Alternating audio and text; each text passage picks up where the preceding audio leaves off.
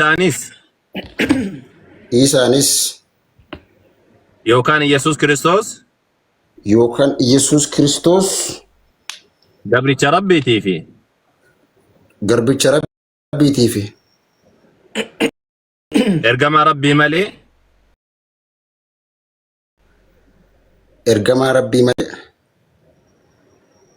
Waaqa akka hin taane hubadhee amanee jira.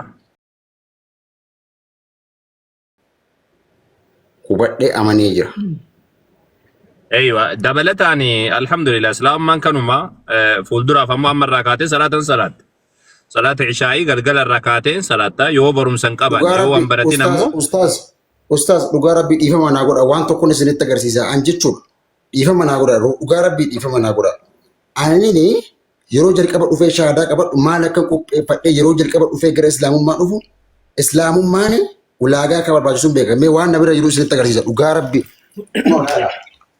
kanas qopheeffadhee namtichi na dogoggorse kun laala kanan beektanam maanne makarra sagadanii jechuudha laala kanan خلاص Ustaz Farhaan dubbadhaani waan barbaachisu.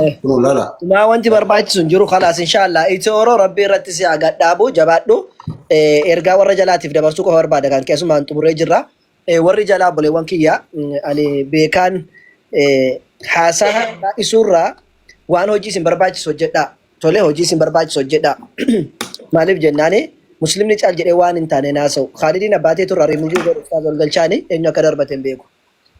Mee haa ta'u haa jennu mee mucaan kun akkuma isin jettan machaa'ee dhufee haa jennu mucaan kun akka machaa'ee shaadana qabsiisaa jechaa jirutti otoo har'a mucaan kun rabbiin hin godhin duniyaa kanarraa deeme eenyu gaafatama isintu bakka keenya gaafatama mas'uliyyaa fudhatee kanas ta'aa jiru nuyi tole asitti shaadaa qabina qabsiisa kan jedhe Farhaaniin awwaliin otoo nun har'a shaadaa dinneeni mucaan kun akka tasaatee ajalli isaarra ta'e bar machiisaatti gaafatama malee islaamummaa qabachuu isaatti immoo rabbiin subhaanahu wa ta'ala la'alla aakhira isaa jannata gochuuf ta'uun hin mala saniif machaa isaa dhufu maal jedhee isaa dhufu akka nama masjiida salaatu ba'een salaatiin jedhanii gaddarra rabbi biratti walaa hisaabani laakiin garuu nama shaadana qabsiisaa jedhee dhufe ilaalanii akka isaatti qabsiisanii walumaa galattu obsaa xiqqoo ishii waa ilaaluun barbaachisaadha tole mas'uliyyaa keenya isinii miti kan baattatu. Borio fuuldura rabbi irratti dhufee yoo dhaabbatee shaadana qabsiisaa tun jedhu mucaan kun har'a du'e borra gaa rabbi fuuldura nutti ba'e isintu nuu gaafatama.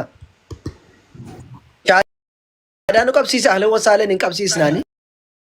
Adeebuu fedhu haa dhiisu. Tole keessa nama kan beeku rabbii qofa. Nuti kan arraba isaa jirurra jiru qofadha. Waan arraba isaa irraa jiru qofa fudhanneeti isa amanna. Ka keessa isaa isaaf rabbitu beeka. Tole saniifuu waan onni namaa keessa jiru ofii keessanii lakkiin soba akkasin jedhina bakka waan inni dubbatu qofa beekna nuti ghaibin beeknu keessa isaan beeknu maybe psychology hubannaan hojjettan illee ta'uu mala garuu psychology karaa kana irratti nutti haafu waan inni afaan isaa irra dubbate shaadana qabsiisaa jedhee qabsi eenyumaa nu haa ta'u tole yaa jamaa sakaan rabbi wajjin walaa hisaaban isa keessa isaa jiru akkasumatti fakkaatu hunda ongoroo baadhe Ustaaz Awwal barakallahu fiikum. Yaanni kiyyaallee suma kana isinii galtee yeroo warri koomentiidha yeroo garii bira dabarsanii yaaduun keessanillee waan gaariidha kaan hin soba jettanii kaan immoo maal godha jettanii kun gaariidha miti isin galtee mucayyoo guyyaa sanillee isin dhuftee shaadana qabsiisaa jetti kun darbaa jedha kun maal godha jedha haga danda'ameen miira qofaan osoo hin taane xiqqoosiidha maal wanni kun maal balleessa maal tolcha waan jiru kana laaluun gaariidha. Eessadha inni nama shahaadaa qabadha jedhee ittiin dhufe wanni inni gara keenya dhufe nuti rabbii taaneetii miti. Lasnaa ilaahan nuti nama jannata nama seensisuuf nama ibidda nama seensisu taaneetii miti. Haga danda'ameen jecha dubbachuu barbaachisu san na dubbachiisaa jechuudhaaf. Erga namni akkas jedhee nu bira dhufe ammoo nuti irratti akkana taatee akkas taatee waa gaggaafachuun gaariidha addaan baafachuun gaariidha. Laakiin ammoo bira dabarsinee lakki akkana hin goonu akkas hin goonu jechuun gaariidha miti. Irraaf alhamdulillah. Rabbiin kee raga siyaadhaa buyaa baddilu abdiyyee jedhee isaa maqaan isaadha.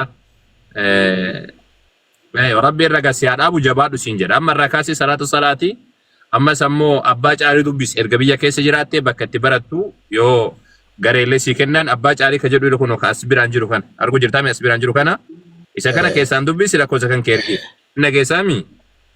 abbaa caarii kana dubbisi kaasin jiru kana isa follow si deebisanii lakkoza kan kee ergiif su dubbisanii ergasanii ammoo yoo rabbi inshallah bakka itti baratullee siif godhanii in baratta ni hubatta jechuudha. Islaamummaa rabbi si hubachiisu jabaadhu. Paastari maraataa tokko fideetiin ittiin deema beektanii yeroo takka inni fideeti mee wajji maraadhaa jennaan namticha kadhannee dadhabnee achi buufnee as buufnee akira irratti takka ati maaliidha jedha nu abaaree nu fixee balaa nutti buusee ergasanii nu biraa kute. Gaafa waati isa wajjin deemte san wallahi qalbii kiyya keessa gaafa shakkii akkuma tasaa gaafa san inni illee islaamummaan qabanne san boodaan ammoo gaafa islaamummaa qabatee jiraayu. Paastari san gaafa san shakkiyanii akkaataa inni godhaturraa akka nama fayyaa qabuuti miti akka nama maraataa godhata.